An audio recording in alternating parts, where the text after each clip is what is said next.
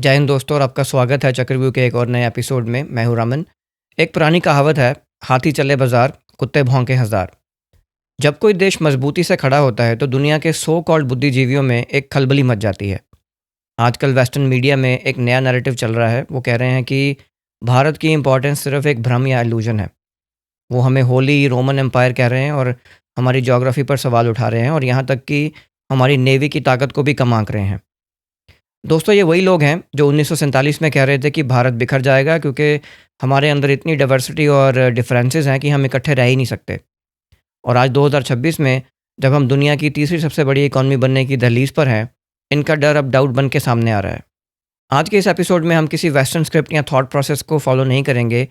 हम बात करेंगे उस सच की जिसे वॉशिंगटन और लंदन के बंद कमरों में बैठे लोग कभी समझ नहीं पाएंगे। आज हम उनके एक एक तर्क को डिबंक करेंगे।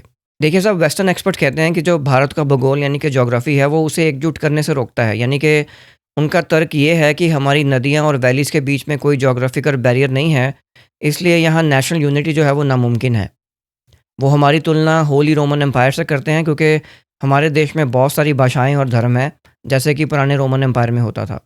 देखिए, मेरा जवाब सीधा है, भारत कोई नेशन स्टेट नहीं है, भारत एक सिविलाइजेशनल स्टेट है। यूरोप के लोग जो हैं वो एक भाषा और एक नस्ल के नाम पर कई दशकों तक लड़ते रहे। उनके लिए डाइवर्सिटी का मतलब जो है वो डिवीज़न है। हमारे लिए, भारत के लिए डाइवर्सिटी जो है वो हमारी जड़ों की गहराई है। जिसे वो पीनट बटर और चॉकलेट का मिक्सचर कहकर मजाक उड़ा रहे हैं, वो असल में हमारी कल्चर का, हमारी संस्कृति का वो संगम है जिसने हज़ारों सालों से विदेशी आक्रांताओं को धूल चटाई है। वो कहते हैं कि 15% मुस्लिम आबादी और कितनी इतनी सारी लैंग्वेजेस का जो मिक्स है वो हमें कमज़ोर बनाता है। दोस्तों, शायद उन्हें एक लोकतंत्र का असली मतलब नहीं पता है। 5 हफ्तों तक चलने वाले हमारे चुनाव उनकी एफिशिएंसी पर सवाल नहीं है, बल्कि वो उस ग्रैंडोर का सबूत हैं जिसे मैनेज करने की औकात किसी और देश की नहीं है। अब बात करते हैं उनके उस दावे की कि भारत अपने पड़ोस में पावर प्रोजेक्ट नहीं कर पाता। वो कहते हैं कि हम पाकिस्तान, म्यांमार, नेपाल जैसे देशों से घिरे हुए हैं और हमारी जो पहुंच है वो इंडियन ओशन के बाहर नहीं है। दोस्तों देखिए, वेस्ट का ये सोच कितनी पिछड़ी हुई है। वो आज भी लगता है कि 19वीं सदी के कॉलोनाइजर माइंडसेट में जी रहे हैं और भारत को शायद उसी नज़र से देखते हैं। आज का भारत अपने पड़ोसियों को दबाने में नहीं बल्कि लीड करने में विश्वास रखता है। लेकिन इसका मतलब ये नहीं है कि हम कमज़ोर हैं। हिमालय के पहाड़ और हिंद महासागर की लहरें हमारे लिए बैरियर नहीं हैं, बल्कि हमारी फोर्ट्रेस हैं। और रही बात पावर प्रोजेक्शन की या शक्ति प्रदर्शन की, तो आज म्यांमार से लेकर श्रीलंका तक जब भी कोई संकट आता है तो वो किसी वेस्टर्न पावर को नहीं बल्कि दिल्ली को फ़ोन करते हैं। हम अपनी ज़मीन और अपने पानी की रक्षा करना अच्छी तरह जानते हैं। अब जब पानी की बात हो रही है तो हम बात करते हैं इंडियन नेवी की, और यहीं पे वेस्टर्न एक्सपर्ट्स का सबसे बड़ा झूठ है। वो कहते हैं कि भारत को अपनी व्यापारिक सुरक्षा के लिए अमेरिकी नौसेना और ग्लोबल स्ट्रक्चर की ज़रूरत है। वो हमें केवल पर्शियन गल्फ़ का एक ब्रोकर समझते हैं। और दोस्तों, ये उनकी सबसे बड़ी गलतफ़हमी है। आज की हकीकत ये है कि फ़ारस की खाड़ी यानी कि पर्शियन गल्फ़ से निकलने वाला हर ऑयल या गैस का शिपमेंट इंडियन नेवी की नज़रों के सामने से गुज़रता है। हमें अपनी शिपमेंट बचाने के लिए किसी और कंट्री के पेट्रोलिंग की खैरात नहीं चाहिए। भारतीय नेवी आज एक ब्लू वाटर नेवी है। हमारे आईएनएस विक्रांत और आईएनएस अरिघात ये सुनिश्चित करते हैं कि हिंद महासागर में हमारा तिरंगा जो है वो शान से लहराता रहे।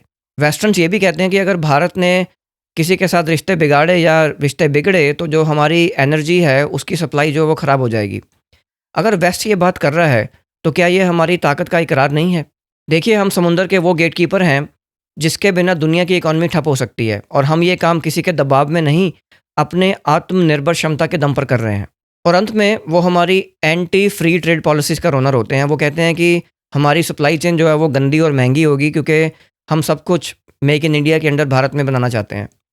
दोस्तों, उन्हें सस्ता और आसान रास्ता चाहिए ताकि वो भारत को फिर से अपना डंपिंग ग्राउंड बना सकें। लेकिन भारत ने अपना रास्ता चुन लिया है। आत्मनिर्भर भारत कोई नारा नहीं है, ये एक हमारी इकोनॉमिक ऑटोनॉमी की घोषणा है। अगर इंडियन स्टोरी उनको धीमी लगती है तो फिर वो रहने क्यों नहीं देते, छोड़ क्यों नहीं देते? लेकिन ये कहानी अगर आगे बढ़ेगी तो ये हमारी अपनी कहानी होगी, हमारी अपनी शर्तों पर होगी। हम अपनी शर्तों पर बिजनेस करेंगे और अपनी शर्तों पर लड़ेंगे और अपनी शर्तों पर जीतेंगे भी। वेस्टर्न एक्सपर्ट चाहे जितनी भी भविष्यवाणियां कर लें, प्रेडिक्शंस कर लें, 2070 तक का ये भारत उनके हर चक्रव्यूह को तोड़ने के लिए तैयार है। और जैसा कि हमारे यहाँ कहा जाता है कि शेर की चाल और भारतीय नौसेना की ढाल का कोई मुकाबला नहीं है। बाकी अगर आपको ये मजबूत भारतीय नज़रिया पसंद आया हो तो वीडियो को लाइक करिए और उन लोगों तक ज़रूर पहुँचाइए जो आज भी गोरे साहब के नैरेटिव में फंसे हुए हैं। चैनल को सब्सक्राइब कीजिए।